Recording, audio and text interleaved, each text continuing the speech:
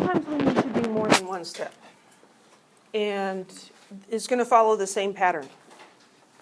So this example here is going from centimeters to feet.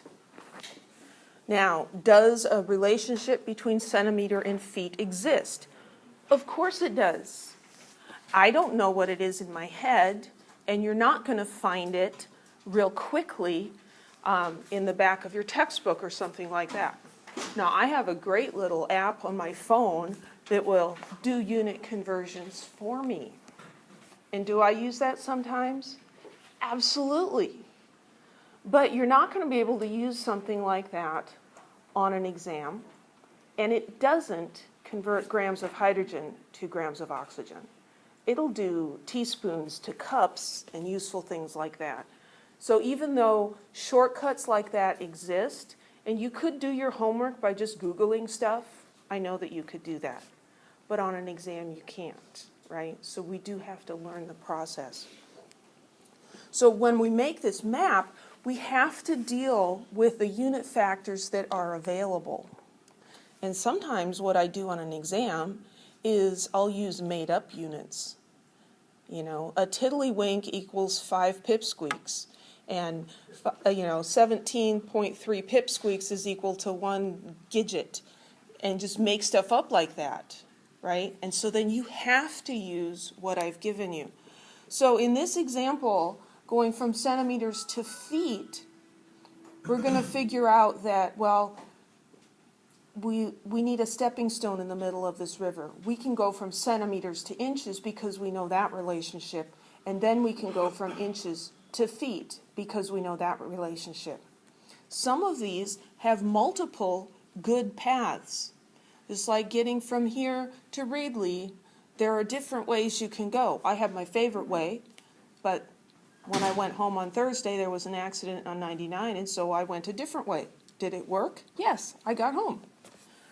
There are multiple ways to do many of these, and so if you do a problem and you have a different path than your friend who's doing the same problem, that's okay.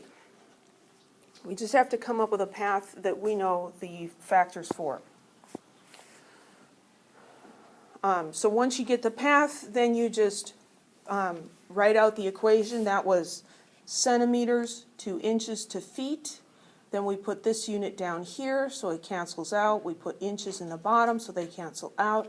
Then we stick the numbers in. 1 inch is equal to 2.54 centimeters. 1 foot is equal to 12 inches. And then you go across left to right, and 194 times the top, divide by the bottom, times the top, divide by the bottom, and you get an answer. You write down what the calculator says, and then you consider the significant figures. This is an exact conversion. This is exact. We started with 3 significant figures, and so we're going to take this number and round it to 3 significant figures. So that's a quick walkthrough of a written out example. Let's do some. Okay, a recipe calls for 1.2 cups of oil. How many liters is that? Well, first of all, we have to identify what are we starting with? 1.2 cups. There are only 2 units in this problem, right? Cups and liters. So one has to be the beginning and one has to be the end. The one with a number is the one we're starting with. So we've got cups, and then we're going to end up with liters. What's the relationship between cups and liters? I don't know. I used to always have my textbook with me, but I've gone electronic and I don't have my textbook. Does anybody have their textbook? I do. Okay. I believe inside the back cover are some tables of unit conversions. And so what we're looking for is something, we know a cup is relatively small and a liter is larger. We're looking for a unit that's in between. The only thing I know for sure is the cup is 240 mLs, right? Okay, so that would work. 1 cup is 240 milliliters. So pulling numbers from our head is good. Since we have access to a book, Let's check. I think it's giving us 1 liter is 1,000. So it's giving us 1 liter equals 1.057 quarts. 1 liter, 1.057 quarts. Oops. And let's see, it's, yeah, we'll use that one. There's some other stuff in there, but I don't know, I can't check that, so I'm going to go with something that's written down that I know. So we found in the back of the book that 1 liter equals 1.057 quarts. There's a relationship between cups and quarts. There's 4 cups in a quart. There's 2 cups in a pint and 2 pints in a quart. Then there's 4 quarts in a gallon.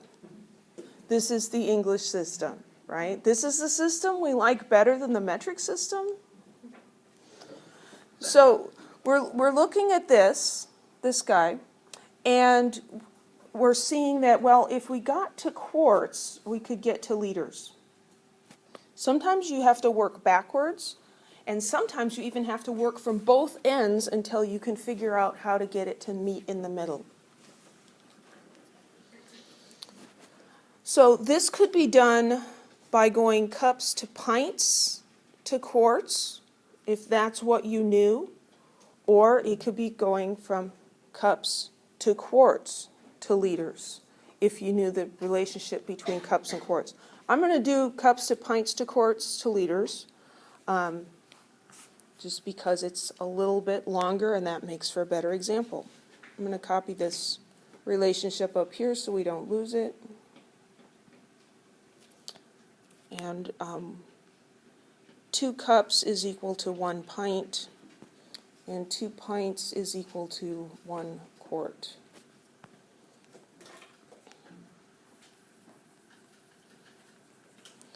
On an exam, would I expect you to know these things? No, I would not. I will tell you what I expect you to know. I expect you to know metric prefixes so that we can make all the metric conversions that we need.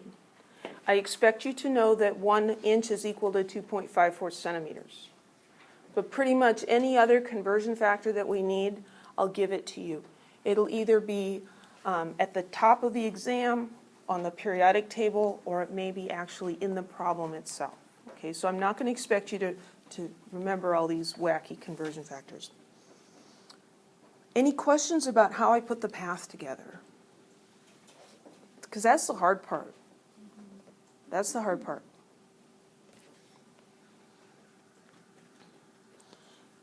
It's important to not give up. If it's not obvious, don't just give up.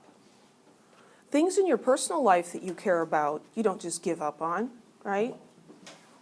My daughter was watching they had this girl power marathon on Disney or something, and she's watching all these crazy preteen shows. Yeah, these girls, they want something, right? And they're scheming how to get them. Well, if we got this person to do this, and then we could do that, and they're putting together this huge plan to accomplish something, right? Anybody ever done anything like that? You want this new pair of jeans, or you want those cool shoes. And so you're figuring out how you can borrow money from so-and-so, and you're trying to put together this plan to get something you really want, right? When we're motivated, we can figure out how to get something done.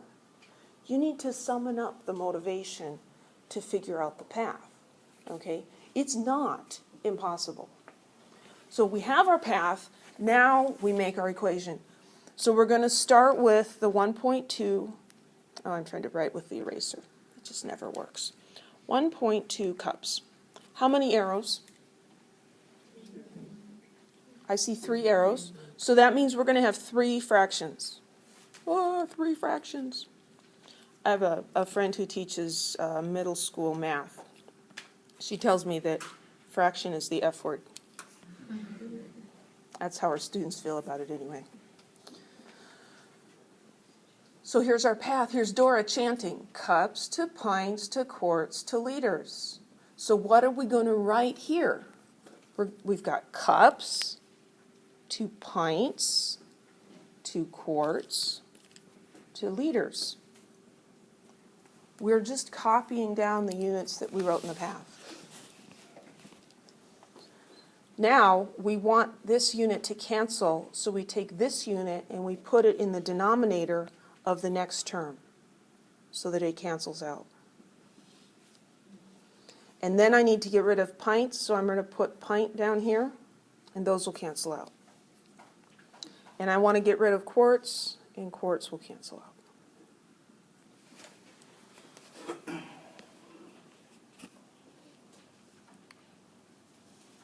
I've taken care of the units. Now I put numbers in.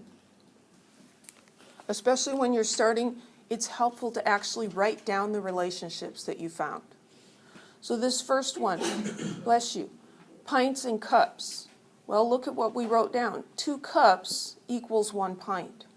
So where am I going to put the number 2? Is it going to go on the top or the bottom? It's going to go on the bottom because 2 cups is equal to 1 pint.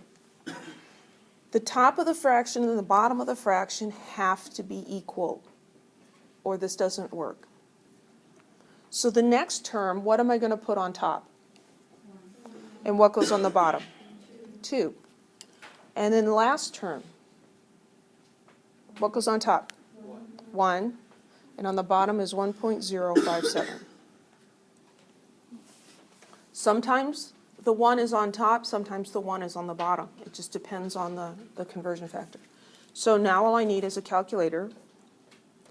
And I'm going to take 1.2 times 1 divided by 2 times 1 divided by 2 times 1 divided by 1.057 equals. And so this tells me 0.283822214. And the unit that's left standing is liters.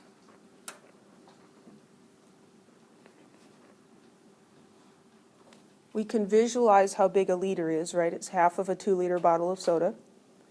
And 1.2 cups would be like a big coffee mug. Well, actually, medium-sized coffee mug, bigger than a teacup. So is that a reasonable answer? Yeah. Another way is what's called the bigger-smaller rule, to help you decide if it's reasonable or not. The bigger, smaller rule. Which unit is bigger, cup or liter? Liter. Liter is the bigger unit. It should have the smaller number. The smaller unit should have the bigger number. So here, 1.2 is bigger than 0.28. We've got the big number with the small unit and the small number with the big unit. That tells us we went in the right direction. So it's a reasonable number. Sig figs. How many significant figures should the answer have? 2. Very good. So we're going to round this off and we'll call it 0.28 liters. This is an exact conversion. It's within the metric English system. This is exact. It's within the English system. This one is not exact. What they're saying is exactly 1 liter is equal to 1.057 quarts for significant figures. But we started with 2 significant figures. We're doing multiplication and division, so the one with the smaller number of sig figs limits our answer to 2. Any questions?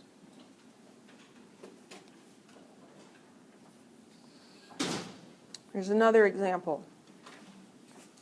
This dimensional analysis stuff applies to real life. Like you're a room mom and you need to bring fruit punch for the Valentine's party and you want 1 cup for each child and there's 30 children and then you have to figure out how many gallons to buy, right?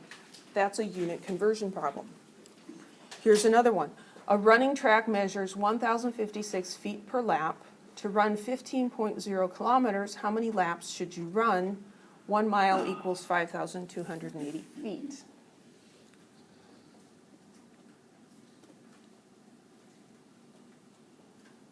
And purple because aliens don't wear hats, right? This one's more complicated. Well, let's write some stuff down.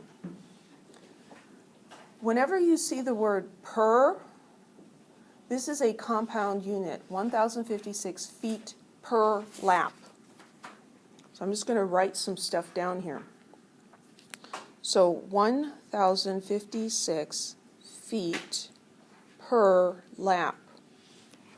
That is also telling us that 1,056 feet is equal to 1 lap. You okay with that? Just like if we say you're going 70 miles an hour, 70 miles per hour, how far will you go in 1 hour? 70 miles, right?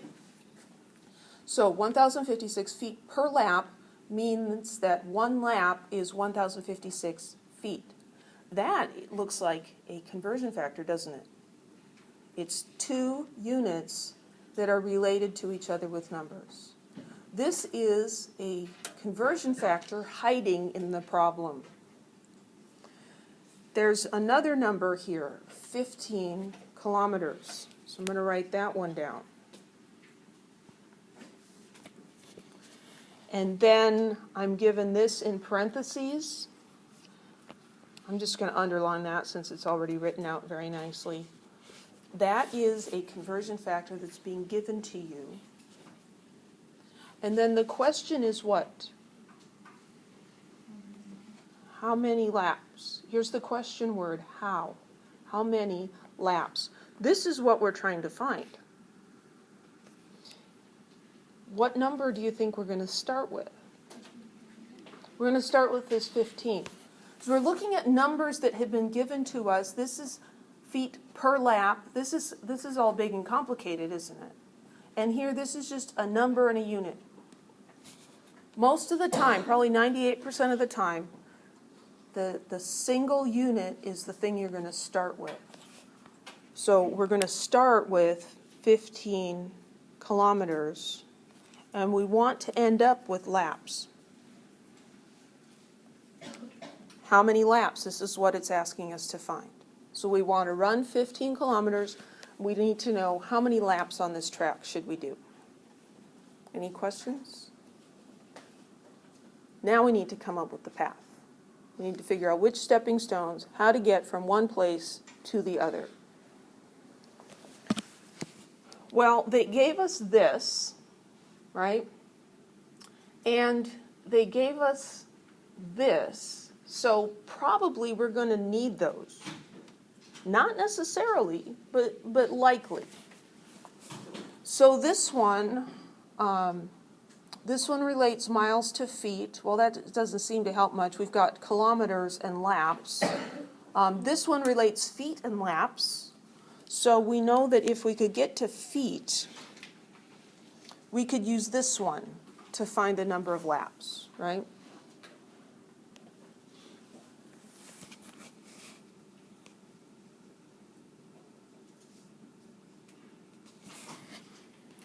Well, if we throw this guy in here, using that, we could convert from what to feet? Miles to feet. But we still need a relationship between kilometers and miles, right? You have your book handy? Oh, you put it away. It's okay, we'll wait. I'm quite confident that he can find a relationship between kilometers and miles. There's 1 mile for 5,280 feet and 1 mile, which that equals to 1.609 kilometers. 1.609 kilometers. Thank you. So 1 mile is 1.609 kilometers. So we know how to get from kilometers to miles. We know how to get from miles to feet. We know how to get from feet to laps. That's our path. Any questions about the path? That's the hard part.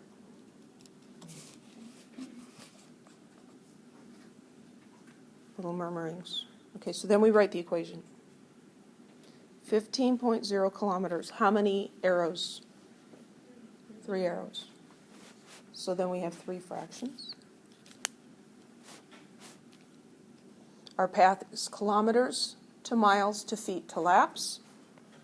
Kilometers to miles to feet to laps. This is certainly not the only way to get from kilometers to laps, but it's how I decided to do it. So I'm going to take this unit and put it in the bottom over here so it cancels out. You take the unit on the top and you divide in the next term. Miles and feet.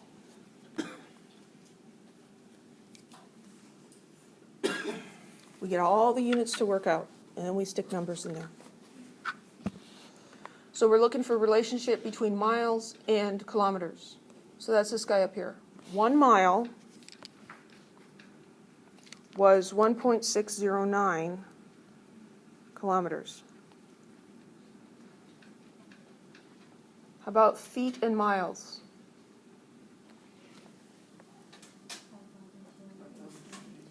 Oh, I didn't write that one down, did I? It's given. Oh, it's given, yes, sorry. I have brain farts too. So 5,280 feet is 1 mile, right here. 1 mile, 5,280 feet. And then laps to feet, we pulled that out of this feet per lap. 1 lap is 1,056 feet. Now we just use the calculator. We've got 15 divided by 1.609 times 5280 divided by 1056. Again, if you want to multiply and divide by the ones, it's fine. I won't do anything.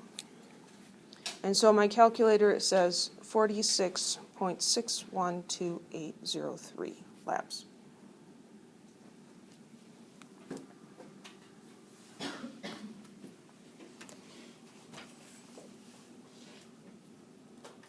This one's a little harder to see if the answer is reasonable.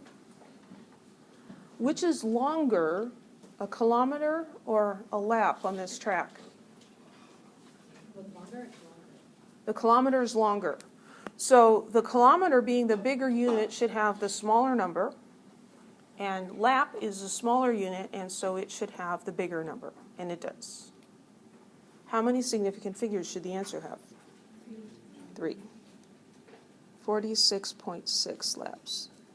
So a little over 46.5 laps. It's a lot of laps. This has 3 significant figures. This one, between miles and kilometers, is not exact. It has 4 sig figs. This one is exact. And this one, what do you think? Is that one exact?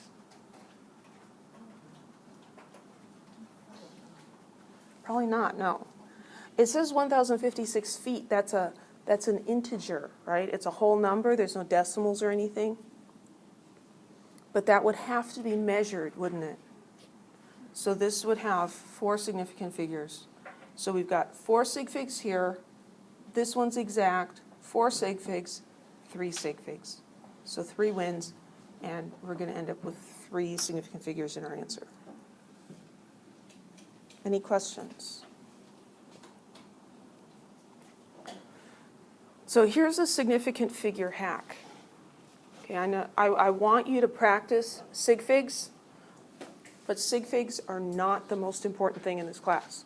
Learning dimensional analysis and being able to do calculations is way more important. So what we'll see most of the time, not all the time, but as a shortcut, if you're just really having a hard time with significant figures, the number of digits that your starting number has is usually the number of significant figures your answer will have, usually.